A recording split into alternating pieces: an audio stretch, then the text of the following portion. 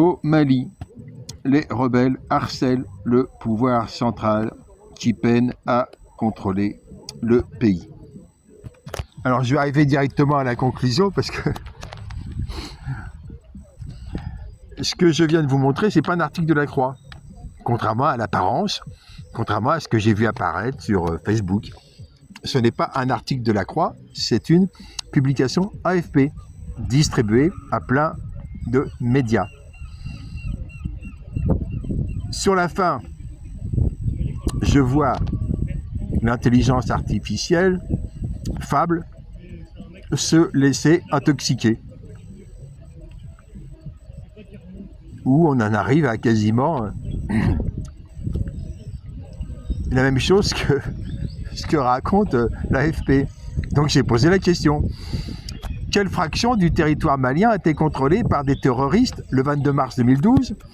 En juin 2012, après la rupture MNLA en Sardine, en décembre 2012, quand MNLA et en Sardine étaient à Ouagadougou, en décembre 2013, au moment de l'élection député RPM de Hamada Agbibi, ex-coupeur de main, en Sardine devenu HCUA puis RPM, en 2025 et après le 25 avril 2026 et aujourd'hui. Et c'est là que j'ai d'autres chiffres. J'ai 66% du territoire pour 10% de la population en 2012.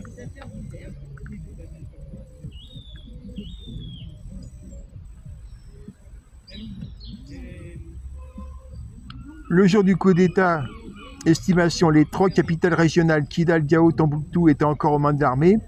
Estimation, 10 à 15% du territoire tenu par le tandem MNLA en Sardine avec ACMI en arrière-plan. C'est dans les 10 jours suivant le coup que tout s'effondre.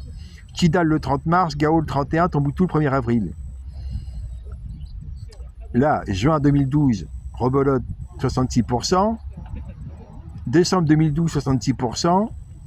Décembre 2013, contrôle djihadiste urbain proche de 0%. Oui, sauf que l'armée française protégeait les terroristes MNLA et en Sardine en empêchant l'armée malienne d'arriver à Kidal. 2025, ici la notion de contrôle devient floue. Les évaluations convergentes, ACLED, analystes régionaux, décrivent un génie opérant ou prélevant l'impôt sur une majorité du territoire. Les estimations de présence active allaient de 50 à 80% selon le critère, tandis que l'État contrôlait effectivement les villes, les axes principaux par intermittence, et subissait déjà les blocus de carburant sur Bamako. Contrôle étatique plein, peut-être 20 à 30%. Influence djihadiste diffuse sur le reste. Aucun chiffre sérieux. Là, c'est 2025. Après le 25 avril 2026, contrôle étatique effectif, probablement sous les 15 à 20% contrôlés sur les centres urbains et le sud-ouest. Et là, je me mets à douter. Je répète, contrôle étatique effectif, probablement sous les 15 à 20% concentrés sur les centres urbains et le sud-ouest.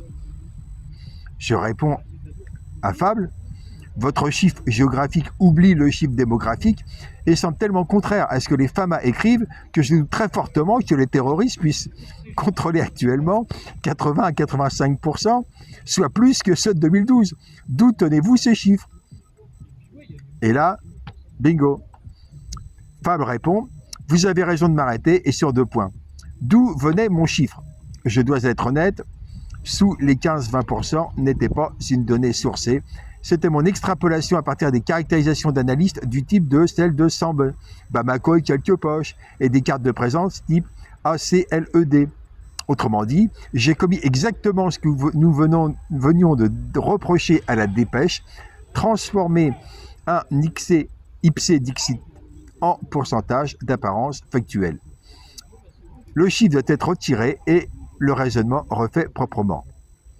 La confusion conceptuelle que vous pointez, présence, capacité de nuisance et contrôle sont 3 choses distinctes. Ce qui est documenté comme perte de contrôle étatique, c'est la région de Kidal, Thessalite, Aguelog, Ber, soit environ 21% de la superficie. Et encore, tenue par le FLA séparatiste, pas par le JNIM, avec un défi toujours disputé ce week-end même. Partout ailleurs, les faits vérifiables de ces derniers jours montrent l'inverse d'un contrôle terroriste à Gao, Sévaré, Kona, Semadougou, Kenyé-Roba, là où il y a la prison. Ce sont des positions FAMA qui existent, fonctionnent et repoussent des raids. On n'attaque pas des garnisons dans des villes qu'on contrôle. Le JNIM dans le centre et le sud prélève, pose des blocus, frappe et se retire. C'est de la guérilla d'interdiction, pas de l'administration territoriale. Il n'y a ni drapeau, ni tribunal, ni garnison JNIM à demeure dans les villes du centre. La correction démographique décisive.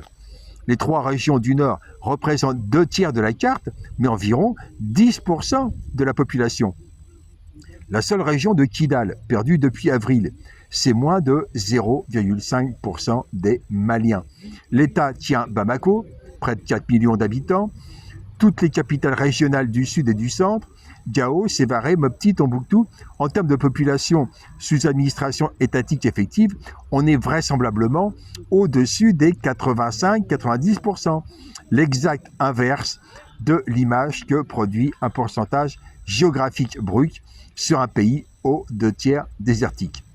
Et la comparaison avec 2012, c'est toujours Fable 5 qui répond, tranche sur votre point.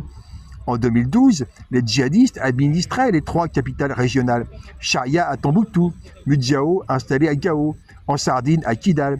Aujourd'hui, aucune capitale régionale n'est administrée par le JNIM. Une seule, Kidal, l'est par le FLA.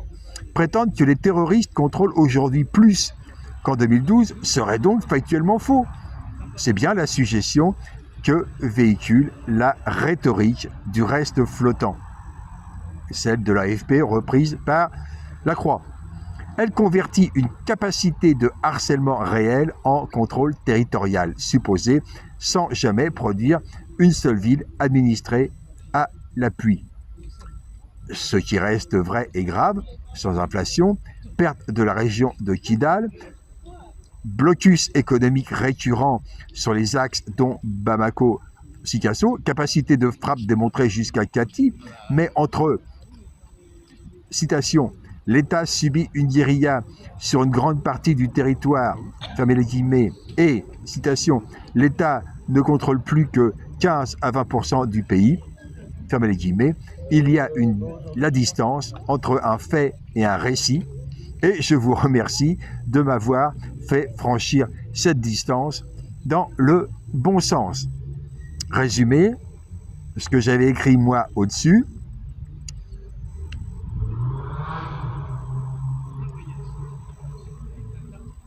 alors,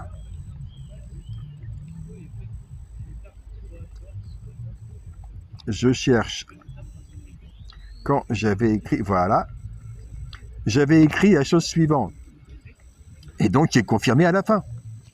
En résumé, la dépêche AFP, reprise par La Croix, et diffusée massivement, est l'équivalent d'un communiqué militaire rédigé par le Quai d'Orsay et la DGSE, se félicitant d'une avancée victorieuse des terroristes FLA JNIM. Je répète le titre de La Croix AFP. Au Mali, les rebelles harcèlent le pouvoir central qui peine à contrôler le pays.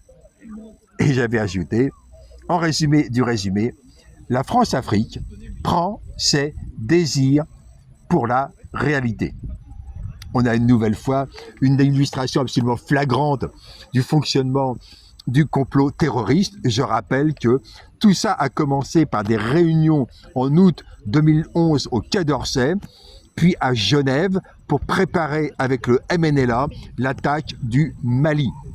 Ça a continué par le financement 30 millions d'euros des djihadistes en Sardine, Iyad Ghali, par Hollande, et donc Fabius, Le Drian, Macron, toute la clique des financiers du terrorisme. Une révolution est urgente au Mali, au Burkina et en France. Il faut une opération main propre, similaire à celle que l'Italie a connue pour que les criminels qui sont au pouvoir à l'Élysée, au Sénat, à l'Assemblée nationale, se retrouvent en prison. Il faut donc 32 000 juges et donc l'accréditation de 24 000 juges supplémentaires pour y trouver des juges honnêtes, dignes de Di Pietro l'Italien, pour procéder à l'interpellation, l'incarcération et la condamnation de tous ces criminels qui sont en réalité les parrains des terroristes au Mali.